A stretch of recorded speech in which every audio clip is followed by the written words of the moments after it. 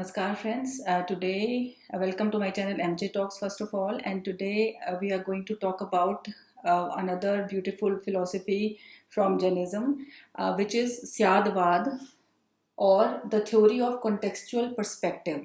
So basically, whenever we talk, whenever we do something, there is always restriction of language. So whatever language we use, it is just a signpost to direct towards the truth, that this is the truth. And Syadvad is a theory which tells us to use the word Syad, which means perhaps, in front of each sentence, so that we can know that it has been stated from a particular perspective. So I'll tell you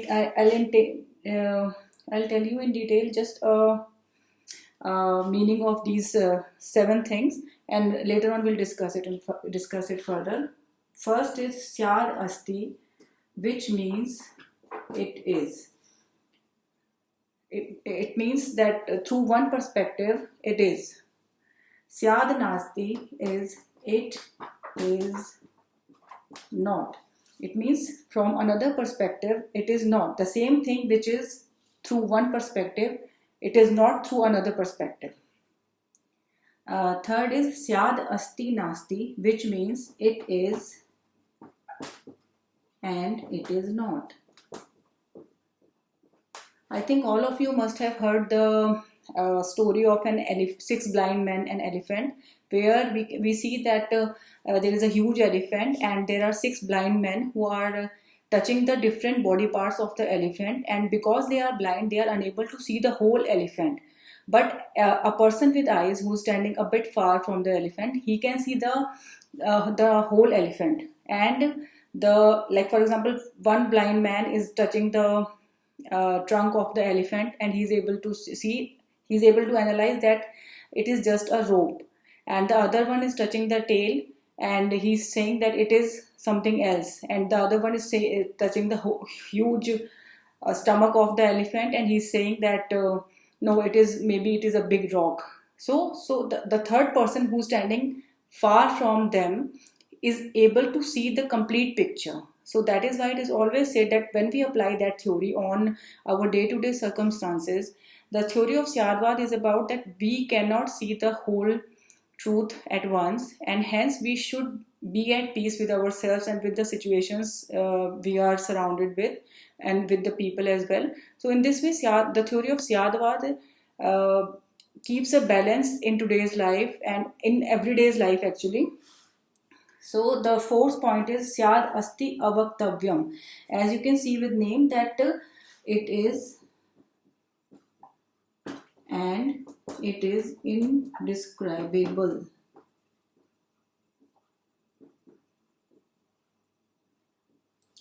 Which means the same thing which is there through one perspective, which is not there through another perspective. It is there and it is not there through another perspective, and it is indescribable through another perspective. Because for example, when I say that a person is good, so I cannot describe his or her many attributes at once. So there is a restriction of language that at one time I can describe only one attribute of that person, be it good or bad. So coming to the fifth point, it is Syad Nasti Avaktavyam, which translates into it is not and it is indescribable.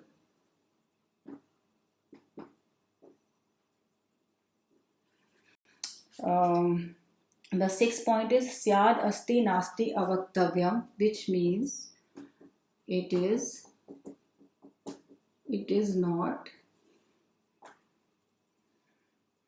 and it is indescribable. I know it may sound confusing to those who are watching this, but this is a beautiful theory. I am telling you, when you will contemplate over it after this video, you will gradually realize that it is highly philosophical and provides a lot of answer to our day-to-day queries. Last but not the least, seventh is Syad Avaktavyam, which simply means it is indescribable.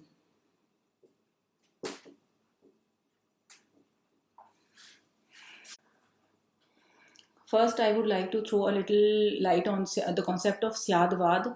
Syadvad, which depicts the restrictions of language in understanding the truth.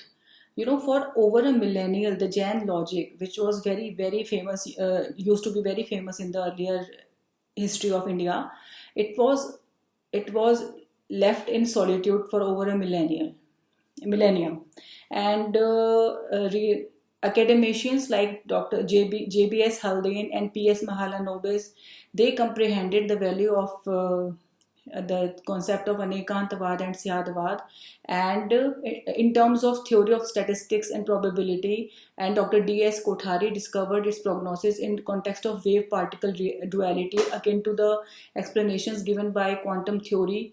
Dr. G.N. Ramachandran, he presented the theory of Syadvad and Anekantavad in an array of papers, used the Syad Nyaya system for establishing computer logic, and accomplished a new system of sentimental logic and its isomorphism with Boolean algebra. I know these are very heavy words, but right now I am reading a part of my thesis which I did like few years back. And Syadvad states that each statement is incompletely true and must be looked at through its specific circumstance or point of view. One may picture a given thing or circumstance from any of the standpoints, any of the viewpoints. Since no depiction is complete, it must be qualified by the explanation that with respect to some specific situation, it is this way. So I'll be giving an example for the same. The main explanation one can consequently make with conviction is that no portrayal is sure or complete. Syadvad characterizes the points of confinement of learning and can be known as the rule of contextual perspective. For example, I'm coming to a daily life example only now. For example, a man is a father to his son, fair enough, but this statement does not describe the other relations of the same man. If we say he is a good father, only goodness does not describe all of his attributes and so on.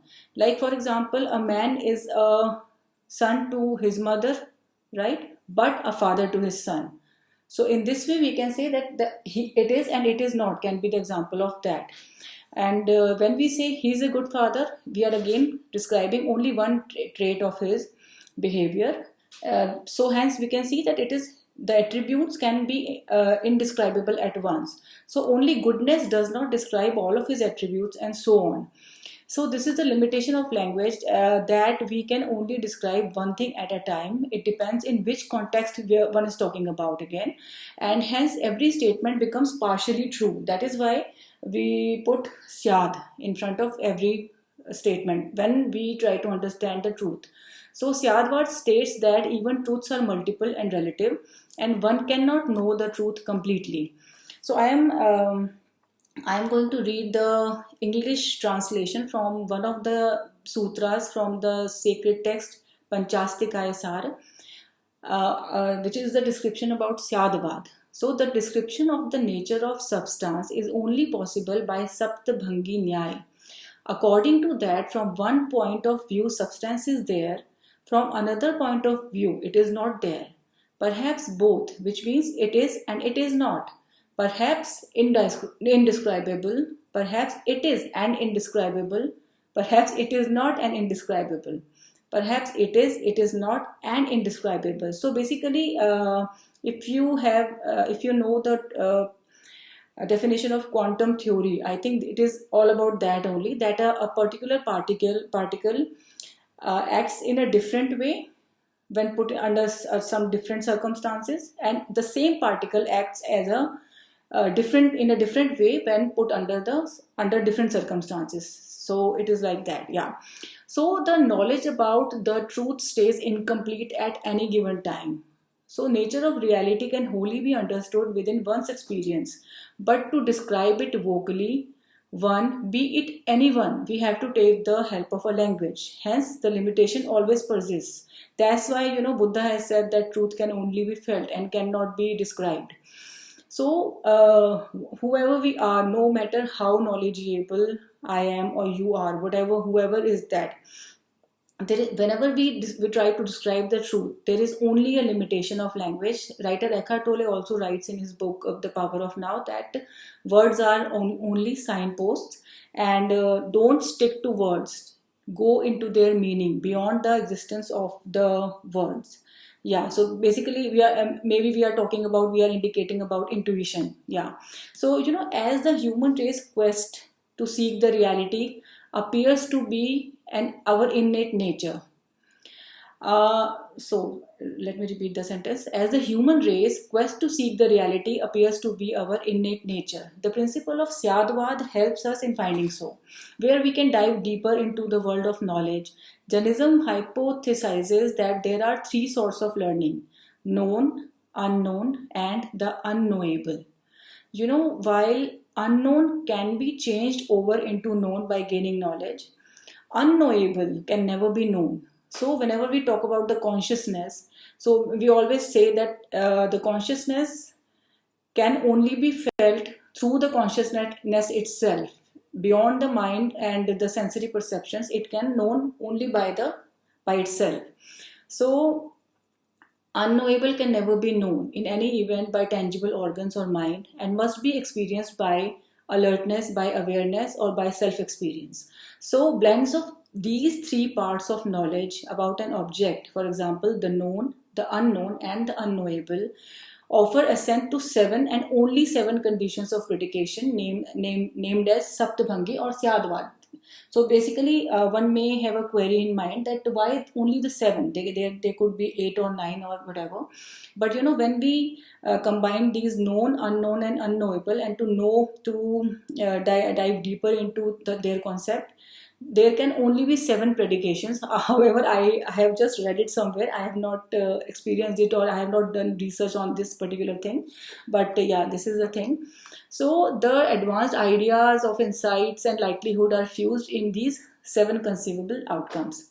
Accordingly, we analyze how constricted our way to understand the truth can be. So this is a beautiful thing. In India, there are many things which are beautifully explained in our ancient scriptures. We really need to know them. We really need to study them, and we really need to take out some time from our daily lives to study a bit of these beautiful concepts which are lying idle away from the normal and common public. So that's it for now, friends. See you soon. Good day. Stay safe. Stay home.